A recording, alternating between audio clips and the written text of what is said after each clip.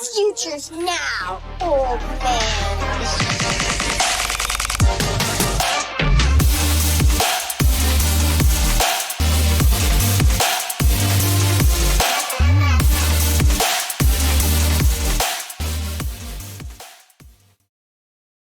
What it do? New year, new you.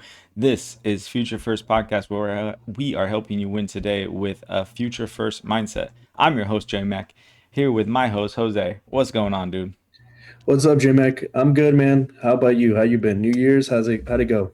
Man, new year, new you. Like we said, we are a new us here on Player Profiler. If you're watching us on the network there, welcome in. We are over here trying to grow our audience and welcome in. Yeah, I mean, this is a hard launch of sorts, for the kids that are up on those type of terminology. Yeah, it's awesome to be, being hosted here on this vast network of awesome fantasy and dynasty content.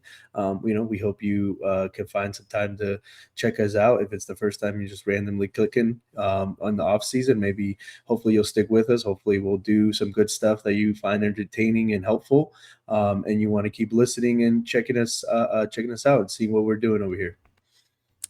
Yeah, and if you guys like us, we are, we call ourselves Dynasty Forward Content. We are really trying to focus on Dynasty here, but we don't want to keep ourselves, pigeonholed into just that. So we expand into best ball, keeper leagues, redraft, all the above, but with the focus mainly here on Dynasty as we're getting into today. But hey, welcome in. And if this is your first time here, catching us on Player Profiler Network, you can catch us over at Future First Pod on YouTube and wherever else you get your podcasts. You can also follow us on Spotify, Apple Pods. Follow, rate the show over there. Drop us a comment. We love engaging with all of you. And shout out to Fox as always, who's been helping us with our graphics. You can follow her on X at bfoxworth07. Hey man, we just finished up Sunday Night Football here. Looks like the Steelers are going to the playoffs. How do you feel about Yeah, old man grandpa Aaron Rodgers getting in? yeah. I mean, it kind of felt like whichever team this is kind of like the Carolina Panthers, Bucks, kind of like they're not looking very good. I mean, they do. Steelers have that defense that can turn on any moment and shut down any team. So there's still somebody to be reckoned with. They're going to have a home field advantage for at least one game. So I mean, the game got really good there at the end. We were watching, kind of following along right before we got ready to record. I mean, it was kind of a typical divisional rival game. And then the last like 8 minutes, they scored like 20 something points between the two of them, kind of just back and forth, back and forth. So, yeah, I mean, I don't think I have hopes for Rodgers with the Steelers here in the playoffs, but it was a fun game as a no rooting interest party. Yeah, yeah. Sadly, I didn't get to watch too much, but I'll go back and watch a little bit. I did get to watch a lot of football today, though, in terms of the rest of the playoff games here. Yeah, man. I'm still real sad about the 49ers losing last night to the Seahawks. And for what that means for me, for the rest of you who are new here, I have a bet with a friend who's actually appearing on today's show. Surprise, Jose. That the Seahawks or the Niners, whoever wins the division, the loser has to do a polar plunge. So I'm going to be doing a polar plunge. Yeah, man. I mean, it was kind of a beatdown. I mean, the 49ers coming in looking like super hot on offense, and man, they could not do absolutely nothing.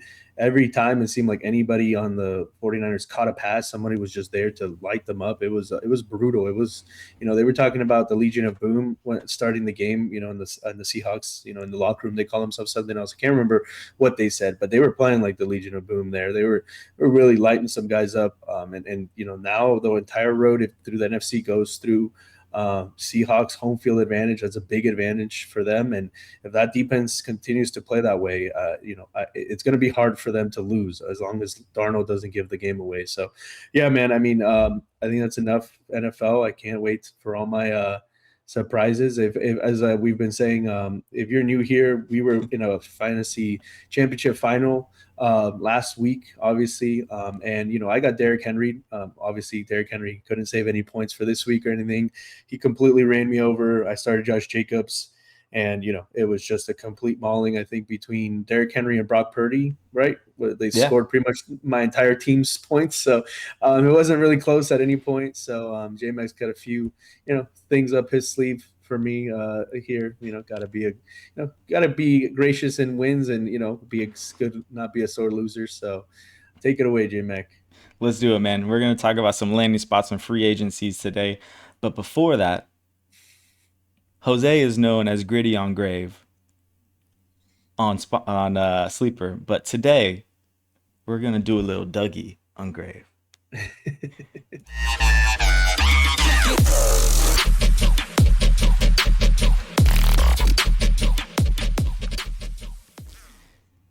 What's up, guys? Here we are in the quick hit, ready for me to flex on my man Jose, getting into some congratulations.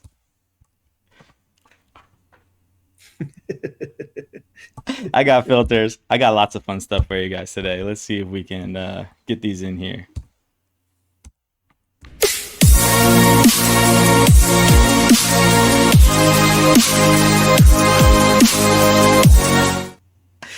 Hey! I won the Toe Clan Keeper League. It's been a lot of fun.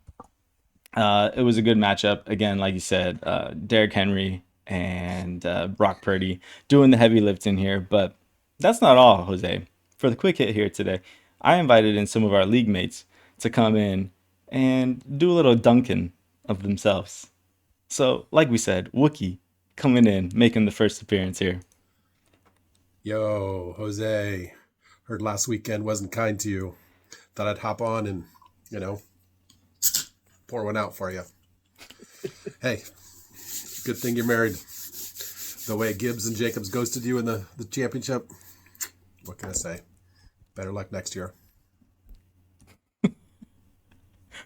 Gibbs ghosted me so bad he wasn't even on my team. That's how bad he ghosted me. No, but Jacobs, I mean, we highlighted it, right? The week before, I was like, Jacobs was Henry. That was going to be a big matchup. And, Jacobs didn't even get 1 point, and then Derrick Henry got all the points. So, hard to win there. But, yeah man, I'll take my lumps. What did Josh Jacobs have? Like 0.8 points, something like that? Yeah, I think it was like half a point. I think it was like 0.55 or something. Yeah, it was atrocious. It was bad. It was real bad. Okay, we're not letting you off that easy though. We had Jake, the legendary Jake, coming in here hot. Jose, buddy, let's talk about choices. You made it all the way to the championship. The moment was yours. If only you didn't decline that trade. The trade I'm talking about, a trade from Jmac, a trade that included King Henry. You said you believed in King Henry. You felt it in your heart. But belief without commitment is just vibes. My friend, vibes don't win championships. Because while you were overthinking, Jmac was over there upgrading his fleet. Another yacht, another mansion, another championship. The man didn't just win the championship, he diversified his assets. And Jose, I hate to say it, but just like black polos on Jason, losing in the championship game fits you perfectly. It's poetic, really. Tragic, Shakespearean. The trade was the turning point where you could have went to the championship and brought it home, or you fell short and lost. So take this L with grace, reflect, grow, and next season when someone offers you King Henry, you accept the deal. Because Jmac leaned in, and now he's sailing off into the sunset. Do you remember that trade?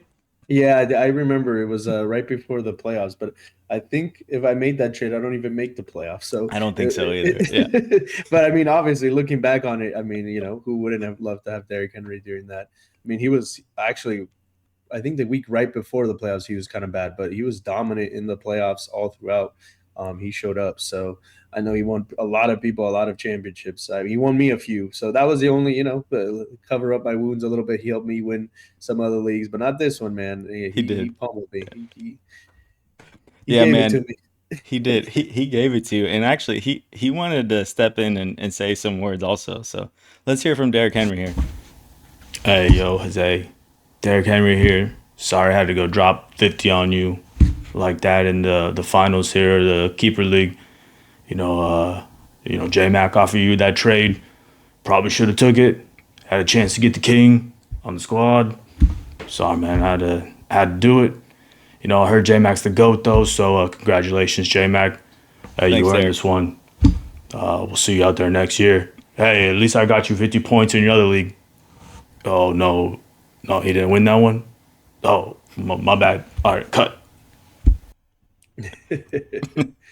Hey, man, the king himself who wanted to make an appearance on Future First.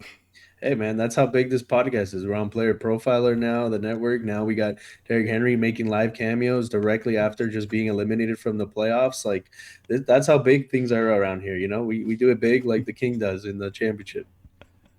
That's it. All right, man. Just for one more.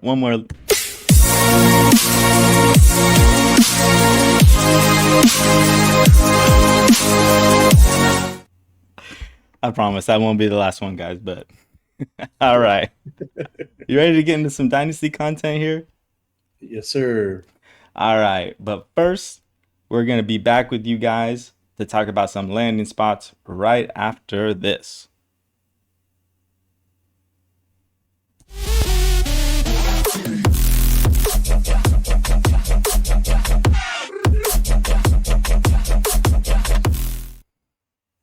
All right, everyone, time to get into the meat of the episode here. We're going to be talking about a free agency today, and we wanted to kind of get a head start here in terms of which teams and which players, specifically running backs of the nature, are going to be looking for a new home or a new player. And in this segment here, we're going to be talking about the landing spots. So we kind of divided these up into 4 different tiers. We have the people who are desperate. They got no contracts, no talent, looking for extension. We got the tier 2, which are those who are in the market. There's no contracts on deck. Maybe they have some talent on there, but nothing locked up for sure. And then we have some wild cards, which have no contracts, but they do have either talented rookies or players that are kind of just up in the air. We don't really know what to do with. And then there's the tier 4 who are comfortable but not settled. They have some contracts locked in, but out of depth is just going to be a possibility here. So the next segment where we'll get into which free agents are going to be looking for homes. We're going to try and define where those homes could be here. So let's dive into it here in the first tier of them, which are our desperate teams, who we're labeling as the Commanders and the Chiefs. So Jose, man, which one of these ones seem more desperate to you? I think probably the Chiefs, just based on what their offense was like, right? Like the kind of big downturn that they had. They weren't getting much from their running back basically at all. Pacheco came back and he just doesn't seem like he's going to be that player like he was for that run. Kareem Hunt, he was, whatever, the veteran fill-in. But yeah, man, I mean, they have Brashard Smith. It doesn't look like he's looking to be any sort of workhorse, mainly passing down. So they don't really have a running back on the roster going into next year unless they extend one of these guys or something. So they're definitely going to be heavy in the market with a Mahomes who's probably going to be, if he starts the year, right, we're not sure what the timetable looks like maybe, but if he starts the year, he's definitely not going to be nearly as mobile. You're going to need a run game. You're going to need to help that defense also to, kind of grind some games. And it's just the most kind of wishful thinking of one of these top guys that we'll talk in the next segment to land on because, it's the Chiefs. That Chiefs offense can score a lot of points. We've seen what they can do. So for me, I think it's the Chiefs out of between them and the Commanders. Yeah, I think I'd agree, but I don't know, man. The Chiefs are just one of those teams that just seem to put it together some way, somehow. Like, honestly, it wouldn't shock me if they re-sign or extend Kareem Hunt over there to some sort of deal and they just kind of ride him into 2026 until they can, get healthy and figure it out. But the Commanders are pretty desperate, man. I mean, they're rolling with Chris Rodriguez, Jeremy McNichols, who are both set to be free agents here. And then they got the most infamous bill We're talking about Ja'Cory Krosky-Merritt, who's on a rookie deal, who had so much hype entering this season here for 2025 and really just kind of failed to deliver on that hype. I mean, he showed up somewhat here in, the late half of the playoff season here and going into what is the NFL playoffs. It's hard to imagine him being a featured back in that offense. He just hasn't been the guy that can really grind those downs. Like I could see him being maybe a change of pace, getting somebody else, some fresh blood in there too, to kind of make it happen. But man, I mean, the Washington Commanders in general are just desperate. Like they need some new blood in there. I mean, Austin Eckler is technically under contract through 2026, but they have a potential out next year at 1.6 million dead cap, which seems really likely considering he blew his Achilles here at what, like age 31, 32. It's hard to imagine him being on the team next year. And I don't know, Chris Rodriguez, Jeremy McNichols, maybe they make the roster, but this just feels like a prime landing spot for any one of these guys that we talked about in this next segment here. So to me, the Commanders need someone. I mean, I feel like the Chiefs can kind of get it done over there with whatever Andy Reid is cooking up. And if Patrick Mahomes is healthy to start the season, I know he won't be 100%, but it doesn't really matter. You can put anybody in the wide receiver slot and he's going to sling it to them and get the ball downfield. Yeah, I mean, it wouldn't be too surprising to see them. I mean, I don't think Kareem Hunt, probably if he's not with the Chiefs, he's probably just retiring, I would imagine. And Isaiah Pacheco, I doubt, is commanding any sort of big contract out there on the market. So it wouldn't be surprising for them to kind of maybe just re-sign them and try to kind of re-roll that. But yeah, with the Commanders, I mean, their entire offense besides Jaden Daniels is kind of on the older side. They did sign Terry McLaurin, but Debo's a free agent. We'll get into wide receivers later in the offseason, but everything around Jaden Daniels needs to be upgraded in a big way. I could see them kind of maybe going like the Texans did with Joe Mixon, kind of like a vet or an older guy that's been proven, just to have like a safety blanket, a secure guy for the running game. There's a few of those guys, in the free agency. So I could see them being heavy players there. And if not, definitely drafting again another running back, because it's Bill and Eckler. Even if they re-sign one of these guys, none of them, blew them away down the stretch here. Chris Rodriguez continued to miss time when he had his chance. Bill looked pretty okay when Chris Rodriguez missed, especially in these last few weeks, but nothing, he did also have like 8 games during the season where they were trying to make him the guy and he wasn't able to stand above anybody. So, and pretty much lost his job to Chris Rodriguez once, that kind of happened. So yeah, I think they're brilliantly interesting. I mean, if Daniels can be healthy and that offense can kind of get going, it'll definitely be a pretty awesome landing spot if one of these kind of bigger names can land there. But it's a lot up in the air, I think, for the Commanders going into next season. Yeah, 100%. Yeah, it'll be interesting to kind of see what happens there. So, all right, let's move out of these desperate teams and let's get into a team that we feel like is in the market for a running back here. And that's the Cowboys, really. I mean, they have Javonte Williams, who showed out really well this year, who was on the 1-year deal. Malik Davis and Miles Sanders also were on 1-year deals, but I mean, they were really non-factors. It was really Javonte or bust for the Cowboys here. And I mean, they have Phil Maffa and Jaden Blue, who are on rookie deals, but haven't really made a bunch of noise at all this season. I know Maffa has been hurt and on IR, but Jaden Blue has been a non-factor and he's been healthy from the get-go. And with even as much hype as he had coming in this offseason, it's really been Javonte's backfield, which has been great for fantasy. I really do see Javonte getting an extension here, and maybe that's how the Cowboys kind of fill that hole that they have for the running back needs.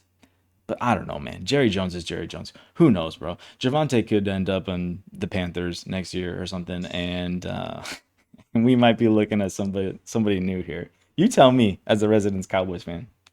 Yeah, I mean, with how many holes they have on the defense besides the defensive line, honestly, Javonte might have played himself out of being able to be re-signed by the Cowboys, at least with what they might be willing to pay. I could see another team that just is willing to offer him those extra couple million or guaranteed or just on top coming over and, just taking him. I mean, Javonte had his 1-year prove it deal, and it worked out perfectly for him. I mean, I'm sure he's trying to maximize his contract because with his injury history and everything, like who knows what contract may be down the line. So I'm sure he's not really looking to take any sort of deal, or anything, or make it easy for the Cowboys. I'm sure he's trying to sign as many years, maximize like most players are. But I think he's in a unique situation where when these guys, go for their 1-year prove it deals and they actually show out, they got to cash in because who knows when that Brinks truck might be coming by again. So I don't know if he's going to be able to be re-signed by the Cowboys. I think wherever he goes, you're hoping that they saw his ability to withstand being a workhorse for pretty much the entire season there. In the last couple games, he was a little banged up.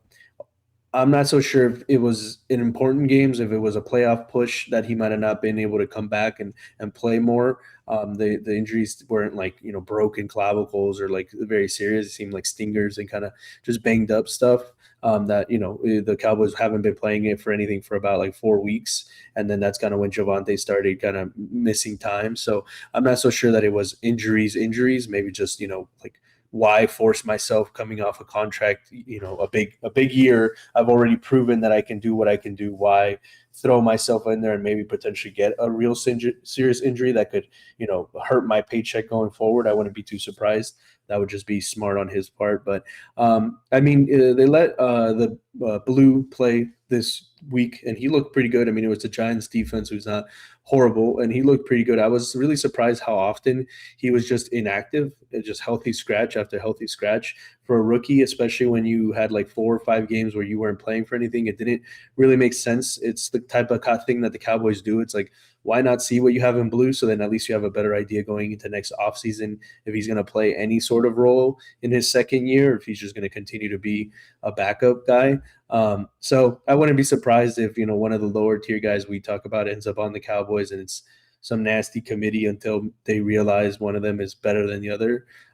But yeah, I mean, I think Javonte has probably pretty much played himself out of a contract there in Dallas, I think. Jerry Jones is that cheap, huh? And there's just too many holes to fill in other places, I think. Like they're going to spend – if they're going to spend, I feel like it's just the defense has to be the priority. Okay. All right, for funsies, over under. Javonte gets $5.5 million next year. I want to say with over. anybody. Over. Okay. Yeah, I think he's gonna get a nice bag. I think he's gonna be one of the top contracts besides a couple of the other guys we're gonna talk about here. All right, I love it. All right, let's move into the next tier here. We got quite a few teams in tier 3, which are the wild cards. No contracts on deck, but we have some talented rookie deals or players on rookie deals. The Jets being the first of these guys. Breece Hall set to be a free agent, or is he? We'll talk about that, I guess. But they have Braylon Allen and Isaiah Davis on year 2 of their rookie deals. Yeah, I don't know. I'm in the camp of Breece Hall is going to get franchise tagged, and he's going to be a Jet, and he's on the Saquon Barkley trajectory where he's just set in his jail cell and, waiting to get freed so he can go to, I don't know. You pick him. Who could he go to in division? The Bills? There you go. He's going to go to the Bills in 2 years and play for them. I don't know. That's how I see it going down. But and then it's a prime landing spot, I guess, for Breece Hall. Yeah, no, I'm not so sure that they will, but who knows? The Jets are another organization, kind of like the Cowboys, where they don't always do what makes sense. I don't know what they're doing. Their head coach, how many different who's going to be the quarterback. There's so many different things that going on there that, I think Breece Hall, letting go of Breece Hall, if you didn't trade him, franchise tagging him, playing all that money, I don't really see the point of it, right? Like, I feel like they have so many other holes that they need to be working on. So, I don't know, in terms of the Jets as a team, like going into next year, if Breece Hall leaves, I think that would be one of those like purgatories where you're hoping none of the guys we're going to talk about lands there. So because with Braylon Allen, who has demonstrated he's a pretty decent running back, it would just be muddied, and you don't think that offense is going to be doing much at all. So you're kind of hoping Breece Hall leaves and that nobody of importance goes there, and you kind of just forget the Jets running back room exists at this point. Yeah. especially if Aaron Glenn is, the coach for future years, right? I mean, we already saw how bad it could be this year with the split committee. So yeah, I agree. If anyone goes there, we kind of check out that backfield. All right, let's move on to the next one here, who are the Texans. Mixon has a potential out next year, which is more like a probable out with 2 million dead cap. Obviously, he didn't play at all this year, and the team didn't seem very enthusiastic about getting him in there to play. Chubb is going to be out next year, and I don't know, man. Woody Marks, he looks really good. He's obviously on his rookie deal. He's going to be finishing up another or a great season here for the Texans. I like Woody Marks. I don't necessarily see them needing to invest in the running back position, but they might be someone who just kind of adds some depth here, and hopefully they focus something on offensive line and getting that those guys up front really bolstered. Yeah, I mean, he seemed to be their kind of bell cow. He didn't catch a ton of passes, which is a little concerning. If he's not getting touchdowns, then he's going to have a pretty low floor. I mean, it looked like the Texans towards the end of the season there were kind of bringing it out on offense because it was pretty anemic for most of the year. So you hope that CJ Stroud takes that step forward, and yeah, I think overall you hope it is Woody Marks. He does kind of turn into that late round darling, Chase Brown, Kyron Williams type of guy that was drafted by this regime. They wanted him there, and then he kind of just takes a role. And if anybody goes there, you hope it's kind of depth filler, like Chubb type of, like either older guys or real low money, kind of just to fill in the running back room, and that they don't draft anybody else. He's kind of one of those landmines that in Dynasty, how much is a Woody Marks, share cost right now? Maybe you can get in early. It's that type of thing, that type of gamble. We've been talking about it all season where Javonte Williams, these sorts of guys that you plugged into a flex or helped you in a running back spot. How much did they cost in the offseason, right? It was not, the CMC, Hampton, Genty, or, Gibbs type of price, but they were impactful, and they can be, he could be that guy next year. We could be looking at like, hey, like, a solid RB2, nothing crazy, nothing, wild. If the touchdowns go his way, maybe a solid RB2. And, is he a second worth of right now? Maybe a third, a couple thirds, like what, so you just be hoping and praying the whole time that, he doesn't get landmined and somebody of note lands there. Yeah, it feels inevitable, but I mean, maybe they're happy with him, and they just, like I said, they just roll with him and try to fill other holes that they got on the team. Okay, these next three teams, I wasn't really sure if they fit this wild card role where they have no contracts but talented rookie. But it's the Titans, the Cardinals, and the Bears. I did put them in here because there are potential outs. The Titans have an out on Pollard with 2 million dead cap. The Cardinals have an out on James Conner with 2.25 million dead cap, and the Bears have an out on Swift next year with 1.3 million dead cap. And then obviously you have Spears in tow for the Titans, Trey Benson in tow on year 2 of his rookie deal for the Cardinals, and Monangai on his rookie deal, who's actually showed up pretty well this year. And we've talked about him quite a bit here, believing in him going into the future. But I guess if any one of these three, which seems the most likely that they're going to take the out on their RB1 or 1A, if you want to call it?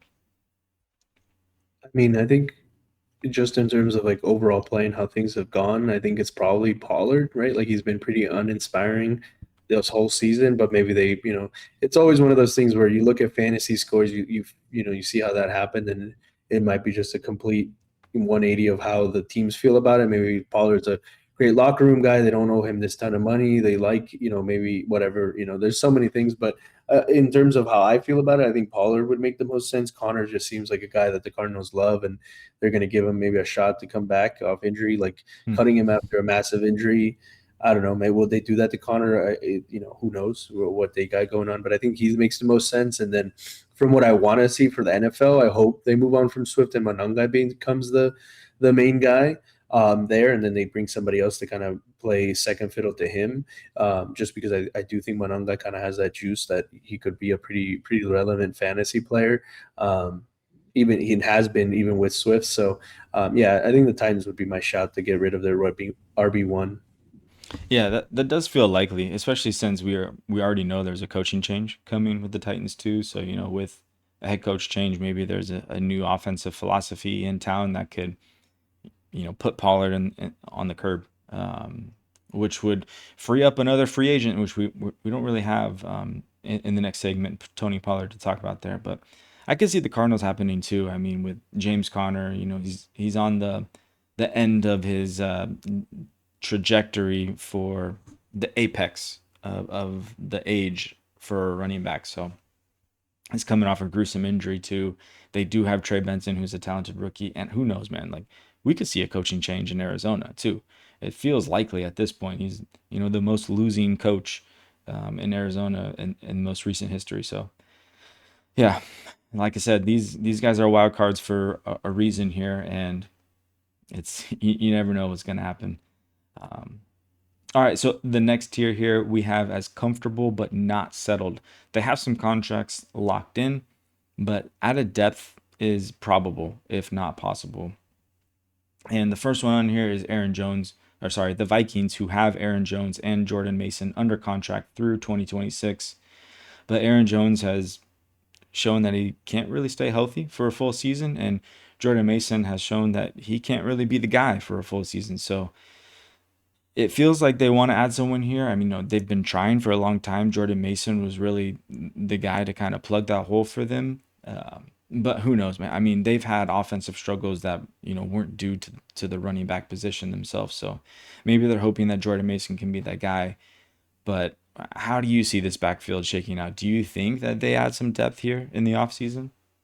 Yeah, you could see them maybe add a guy just because of Aaron Jones, and even Mason himself was injured a bit during the season. So just a depth guy, but I think they're kind of stuck in with the contracts they gave those guys. I think Mason got a decent, and so did Aaron Jones. Like, they got decent money, so I think they're kind of just going to be stuck running it back and probably not being super successful unless the guys stay healthy. Okay.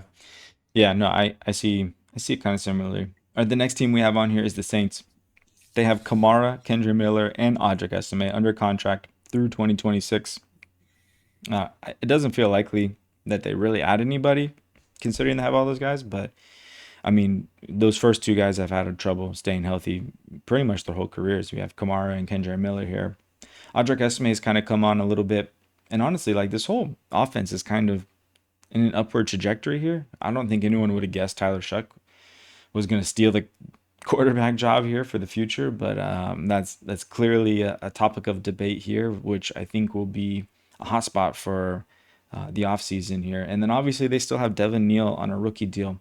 Do you think there is any possibility the Saints look to add any depth to this team here?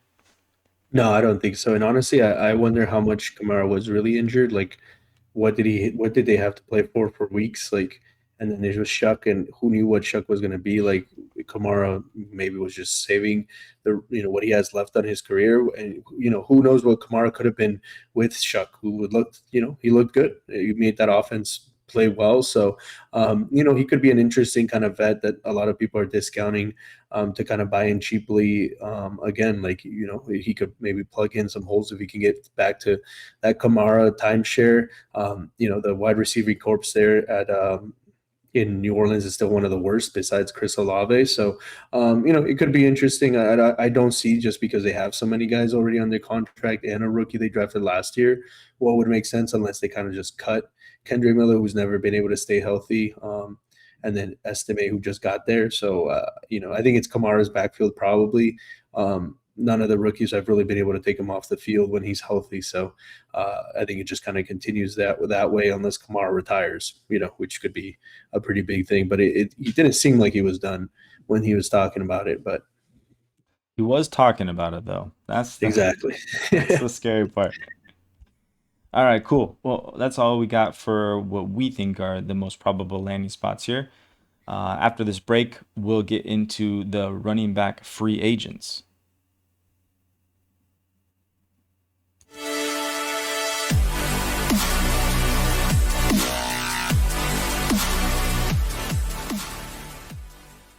All right, welcome back. We are here to talk about some running back free agents. In the previous segment here, we were talking about the landing spots of where these free agents that we're talking about now could potentially go. And again, we broke them down similarly into tiers, which I guess aren't the most likely to move or most likely to add as they were in the other segment, but they are what we feel as the most fantasy impactful running backs going into the free agent market here. So in tier one, these are the top of the free agent running back market if they make it out of their current teams, and all could be given extensions or tagged. As mentioned earlier, if they make it to the free agent market, the RB class becomes very interesting because honestly, that feels like one of the strengths here that we have for the draft class is some elite running backs coming in here. So, but before we start talking about the draft class, let's get into these free agents here. Brees Hall, I think, is probably headlining the free agent market. We've seen him be really good before. He has elite flashes before the ACL tear. He's also been really good for the Jets when the Jets have given him the opportunity to be good. But now we're kind of stuck in this in-between phase of, is he still elite or is he, is he, like he said, like, is he on that Saquon trajectory? Does he still have the elite ability or has he just been stuck on a horrible offense and a team? I guess what camp do you land in here? Yeah, I mean, I think he's still elite. I think he's shown flashes. I mean, even just to end the season, he had what, a 60-yard home run play where you saw him make a great play and score a long touchdown. In one play does not make a career, but I think you've seen it enough. And before the ACL tear and somewhat after the ACL tear, when the Jets were able to have some sort of competent offense. So I kind of just want to lay it all at the feet of the Jets organization and just how bad that team has been. That he still has that elite level in him.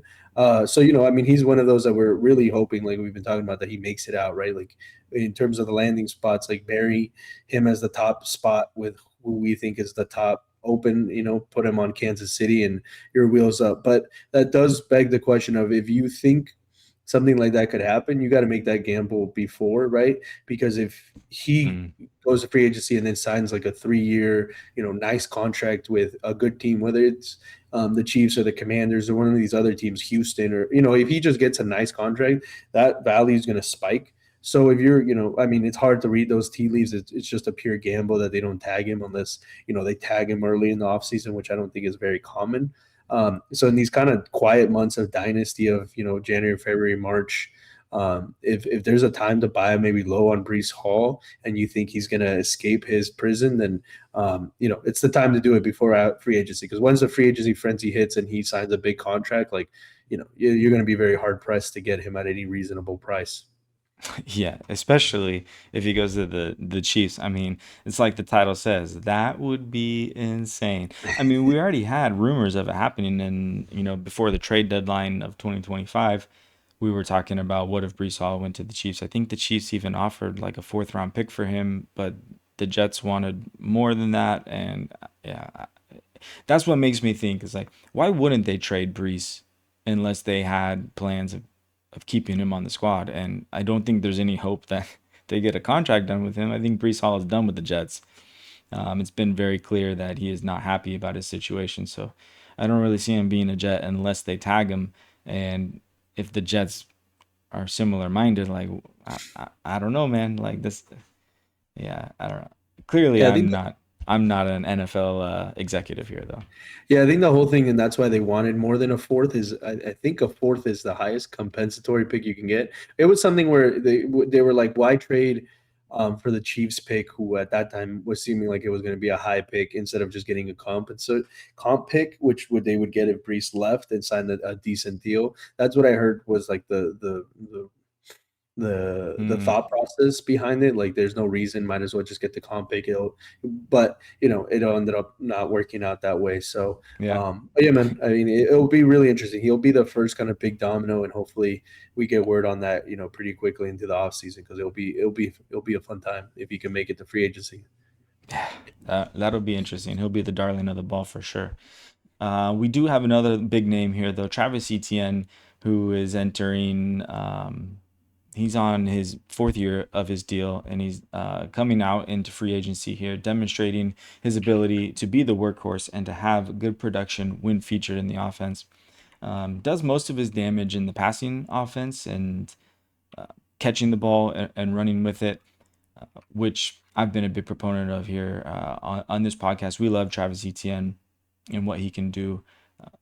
Obviously, too, I mean, you have the Jags who drafted Bashal Tutin to seemingly be the, what would you call it? The guy who takes over for Travis Etienne.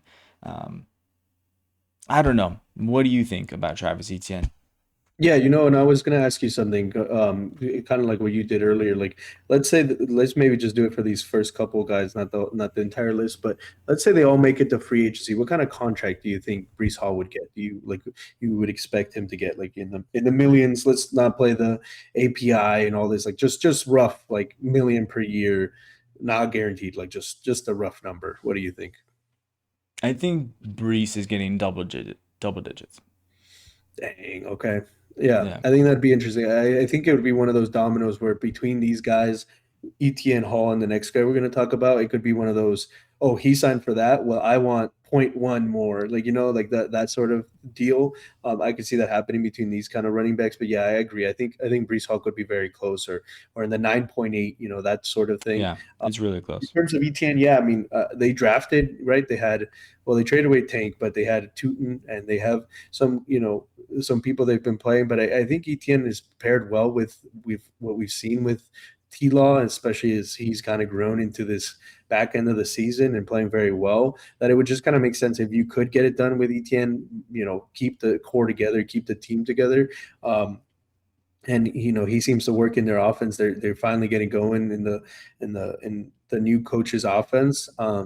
So I think for him, career wise, I think it would make the most sense. The Jags look like they're on the trajectory up, but with a running back, it's like you get one time to make a big contract. I understand when guys just bolt to another much worse situation because you got to secure that bag and your family's future. So I just think career wise it would make sense for him to stay there. He seems like he is fitting in. Mm. And in terms of his, I could see his being, if we're saying Brees is from like the 9 to 10 to 11, I could see him being just slotting right under that, like 8.5 to maybe 9 million, depending on how badly the team needs him, like we were talking about earlier. Yeah, no, I would agree. Travis Etienne is just a step behind Brees Hall in terms of contract. Yeah, man, it just feels like that's kind of destined for Travis Etienne. I mean, he's definitely not Cohen's guy, right? He drafted um, Tootin to be the guy that he wanted. And obviously, like you said, they got rid of Tank Bigsby here early in the 2025 season. And maybe that's the reason why Travis Etienne has been getting the workload he's been getting, as to showcase him, to try and do him right and let him get his contract and wherever he goes next year. But it would, I don't know, it just doesn't feel like it would be a smart move by the Jags to let Travis Etienne walk and not sign him. But like we said, man, I mean, the market's going to determine really where Etienne goes unless he wants to take a team-friendly deal and stay with T-Law, who, I think they were in college together, so they've really been playing most of their professional careers together. So Yeah. maybe it One makes thing about sense. one thing about Etienne that it's kind of also going to play against him is he's going to be 27 by the time free agency hits, which is pretty late for a guy going in. I mean, it's not super late, but there's guys that hit their rookie after the rookie contract and they're 25 or early 26. He's going to be 27 in a few weeks here, so he's going to play his entire. So you're signing him to a multi-year deal. You're talking about signing him into his 30s. So. It'll be another thing to be interesting about his contract going into it. All right. Before we jump into the next guy, let's play a little theoreticals, right? Are you excited about Travis Etienne if he goes to one of these prime landing spots we're talking about in the Commanders, the Chiefs, the Cowboys, Texans?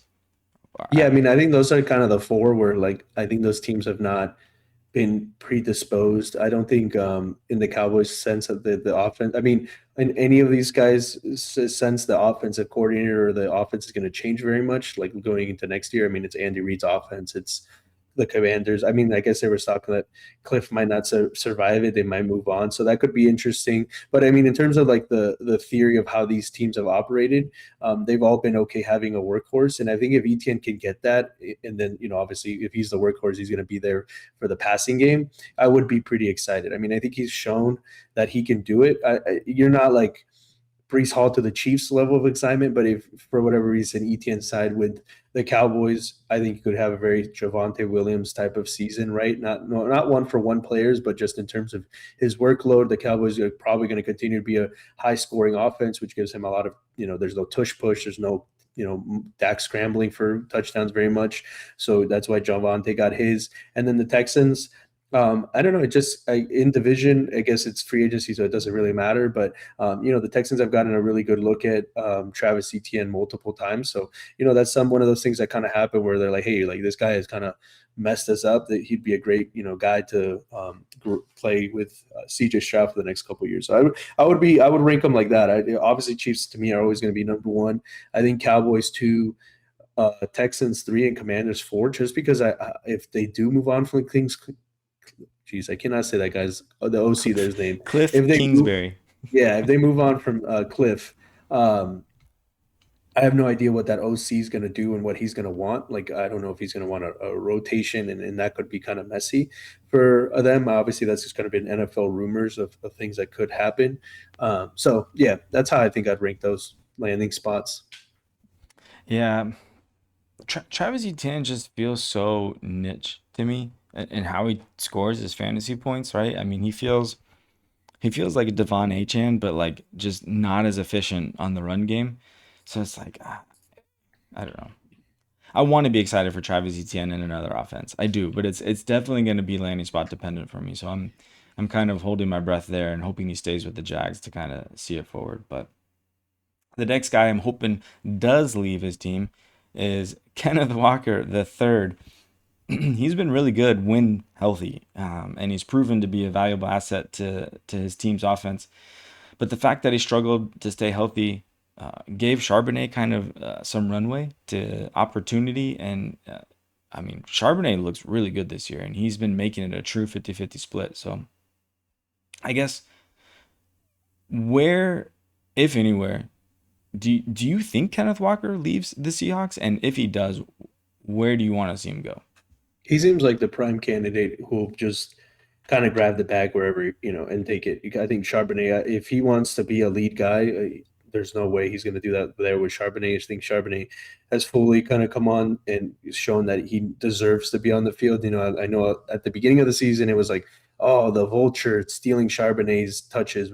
And it's very similar to another guy we're going to talk in the next tier. But I think Charbonnet has just proven that he is a good NFL running back as well. So I think if Kenneth Walker wants, to be the guy, he's going to have to leave town. And I don't know. I was really in on Kenneth Walker after his rookie season. I quickly dipped out because I cannot do, multiple injury running backs. It just drives me crazy in terms of like having those type of guys on my team. Like I need, and obviously nobody's injury prone. It's hard to say that, but I mean, there's guys that you should kind of know they're going to miss a few games, right? Like, so if he can stay healthy, I mean, I'd be excited for him on almost any offense, just because he is that exciting player that can, house any run, sometimes to his detriment in terms of his vision. Like I remember a play last night where he's running to the outside, the tight end or wide receiver is blocked, and he runs into the blocked man for a tackle. And I was just like, brother, like what, like your vision score on that and it's negative. Like what are you, sometimes his vision does not seem like the best, but he is an exciting player. So I definitely think he leaves. It just gives me the vibe of like he wants probably to be a starter and more full time. And the Seahawks, I think, would be perfectly fine running Charbonnet and, plugging somebody else in there instead of Kenneth Walker. Yeah, he feels like a guy that goes to a team that's trying to add depth, and he feels like someone that goes for like 5.5, 6 million, like something similar to that. I don't really see him getting a ton more than that, but I don't know. Maybe we get surprised there. All right, let's move on to the next tier. We're calling tier 1.5. We have 3 guys in this tier who have shown some pretty good promise in their NFL careers here, but maybe don't have the resume to really prove that they are that guy to kind of carry the load for a team. And those 3 are Brian Robinson Jr., Tyler Algier, and Javonte Williams. Let's talk about Brian Robinson Jr. first. Do you think he'll be given the chance to be the number 1, or is he just destined to be a backup role player here? Yeah, I think he could be an interesting guy where maybe he doesn't right off the rip, his contract and where he goes doesn't scream RB1, but I do think he's talented enough that he could be one of those ambiguous backfield backs that you want to draft in redraft towards, the later rounds and got to throw on your team because of an injury or he Hmm. just plays his way to be the RB1. I think he is talented enough. I don't think he'll get the money to do so. I don't think it wouldn't be super surprising if the he was the only guy that didn't get his life force sucked out of him by CMC this year. So maybe they just keep him around for next year. But I don't know if he's destined to be as bad of a backup as he was to CMC this year. I think he definitely could go somewhere and have more of a role. I think out of the 3 guys you mentioned, he's kind of the guy that was a little shakiest. Like if I redid the tiers, maybe he wouldn't be here, and I might move Javante up into the tier 1. But we did talk a lot about Javante. But yeah, that's how I see Brian Robinson. I think he could definitely be ambiguous backfield material that has the potential to be pretty exciting if something were to change in season. Yeah, I mean, we've seen it before with him with the Commanders, and I don't. Like, the Commanders would be way better off if they would have kept Brian Robinson Jr. this year, but clearly they thought Bill was that guy, and we found out he is not that guy. All right, but I am excited for this next guy, Tyler Algier. He is that guy. He's just kind of stuck behind the guy. You know what I mean? As Bajan is just truly like one of the best running backs that we've seen in the NFL in a really long time. So I don't know. He's really exciting to see where it goes, but I could also just see the Falcons re-signing him. So it'll be curious though, I guess. Yeah, he's somebody I'm really excited about. He's somebody I've liked as a player. After his rookie season, it just kind of sucked that they took one of the best running backs in a long time as a prospect. You're gonna have to sit behind him, but a lot of people kind of just saw him as a thorn to Bijan. But I see a quality running back who could be a very solid player in fantasy if he's just kind of given the opportunity, right? But it'll be interesting. I mean, it's going to be new coaching staff there, so who knows what they'll want to do.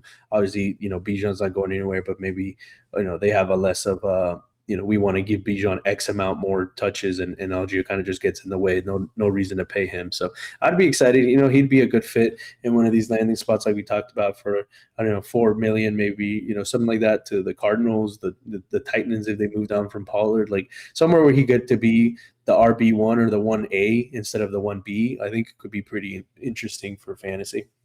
Yeah, I agree. I really like Tyler Algier. I'm kind of keeping the finger on the pulse there and see where he goes. I actually have quite a bit of him in Dynasty also. So a guy I don't have a lot of is Javonte Williams. I had a lot of hope for him coming out of college and even through the first 2 years of the NFL with the Broncos. I was drafting him everywhere, hoping that he could be that guy that he was in college, just that violent runner. And man, he did run violently, so violently, he couldn't stay healthy.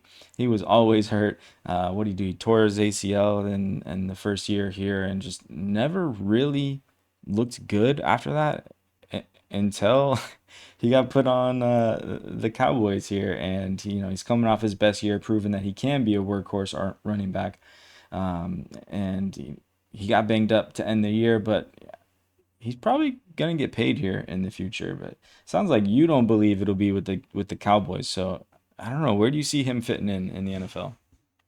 Yeah, I mean, he could be one of those guys that just goes to the highest bidder, and it wouldn't be surprising if he might even get a bigger paycheck than maybe Kenneth Walker or Travis Yeah, Etienne. I agree. So that's kind of why I was saying maybe he belonged more in the tier 1. But of the landing spots, I mean, they're all exciting. I mean, I would love to have him back, with the Cowboys. All the landing spots he instantly is the best running back the Vikings have, I think, over Aaron Jones and Jordan Mason. It's hard because they already have paid. The Bears, I think if they let go of Swift, it'd be a pretty interesting 1-2 punch of Manung guy. That's a And good one. and Javante could save Javante a little bit of wear and tear having Monongai there. But yeah, man, I mean, he's a really exciting player. I mean, if you have him in Dynasty before this year, it was like, oof, that might be a dead asset if you've held him. I recently traded for him in a league where I'm feeling a lot better, going into next season. Hopefully he gets a good contract in a good spot.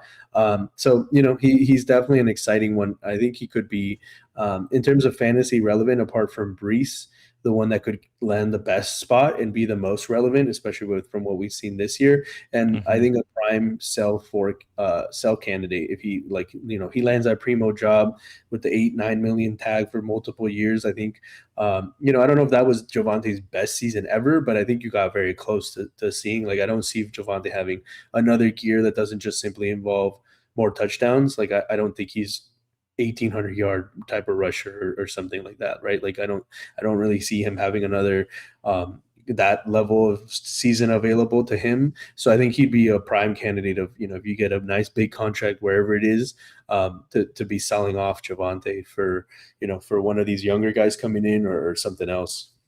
Man, that's a really smart move, especially since we saw Javante get like all the carries in Dallas, right? It's like no matter where it goes, just the way that the NFL works now, he's probably not getting that kind of workload. And if he doesn't get that workload, he's probably not going to be as fantasy relevant that he is this year. Just like you're saying, he's not going to have those 1,300-yard seasons, probably coming off his best season here. So I really like that call of selling on Javante Williams if you can. Yeah, man, I don't know, like, are you getting a late first for him, you think? Yeah, I mean, I think depending on how sexy the landing spot and contract is, because then you can spin, or people, you don't need to spin it for them. They spin their narrative in their own head, for dynasty values, just on their own. If it's a 3-4 year contract, upwards of 8 million, very solid running back numbers, the people will spin that in their own head, and Yeah. you maybe are missing out on another really good RB1 season, but I don't think much more. So I think you could definitely get a late first, or if not, maybe a little bit more, or trade him for somebody who had a down year. There's lots of ways you could spin Javante, or just use him to tier up, right? Like, use him and package him with something and go get one of these either top end rookies coming in, or somebody, like on Amar and Hampton. Like, are people, maybe they're holding Hampton, but if you can throw whatever on top of Javante to Amar and Hampton, maybe, something like that. Somebody who disappointed, who you still have a lot of faith in, would be pretty interesting.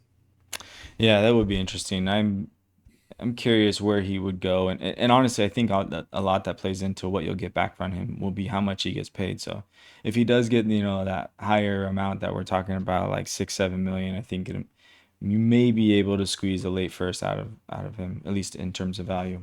Okay, let's cruise through these next two tiers here.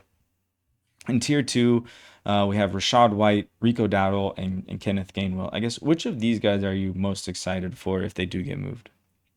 Maybe just because of recency bias, but I feel like it's Kenneth Gainwell. Like, he's Ooh, looked really, really good, right? He's looked really explosive, but it's just like, can he find the same sort of role and opportunities on another team that's just a better offense? Like, that's kind of my thought, is like, is there an offense he could land on where he gets the same amount of touches, the same, volume, the same, important passing game work, but that's just a better offense than the Pittsburgh Steelers have been all season?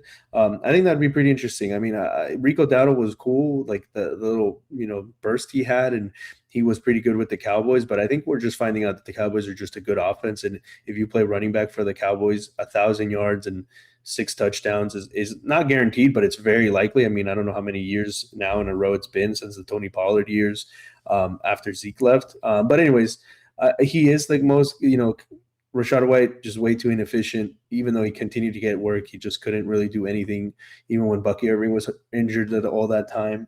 Yeah, I think Kenneth Gainwell would be the guy I'd be more interested in. the Cowboys are a good offense, says the Cowboys fan. No, I'll give it to you. They've been really good this year. Yeah, that's who I thought you were gonna say though. I thought you were gonna say Rico Dowdle. Um, Coming out of the most recency bias. I mean, he's had back-to-back 1,000-yard seasons where he hasn't really even been the main guy. Like, he was really good in college too. He just really hasn't had that opportunity. So I'd be curious about where Rico Dowdle goes. Like, Kenneth Gainwell just kind of seems like, I get it, he's been good, but I mean, it's also been Arthur Smith. Like, I, I, and Tyler Algier was really good with Arthur Smith too, right? It's like whatever backup running back Arthur Smith has, draft that guy. I mean, if we're being real. So yeah, and I don't really have a whole lot of hope for Rashad White, and he's interesting as far as like PPR goes. If he can find a role where they want to sling it to a running back, but they don't really have that guy. Maybe him and Javante should team up and take over a backfield somewhere. Okay, we have tier 3 here, and injured players here. Ty Chandler, Hassan Haskins, Keaton Mitchell, who's a restricted free agent. And honestly, like these last two guys are probably more interesting than those first three guys, but J.K. Dobbins and Najee Harris. I guess if any of these guys, are you excited about any of them? No, I mean they're the type of guys that are like on the back end of a dynasty roster somewhere, and maybe coming into next year they sign a nice contract, or all of a sudden wherever if Najee and J.K. Dobbins get some contract somewhere, all of a sudden they're thrust into halfway through the season because of an injury. I have a hard time seeing them with their age, and especially Dobbins with his injury history, like getting a major role somewhere, right? I think Najee Harris was a 1-year contract, so he's completely got right. Like these guys are just completely out there after having pretty serious injuries, so you don't see them, at least starting off the year. So they're kind of just guys at the back end of your dynasty roster that you're like, is this guy going to be cuttable? And you're waiting, and maybe 6 weeks in, J.K. Dobbins has a starting job because of an injury or something.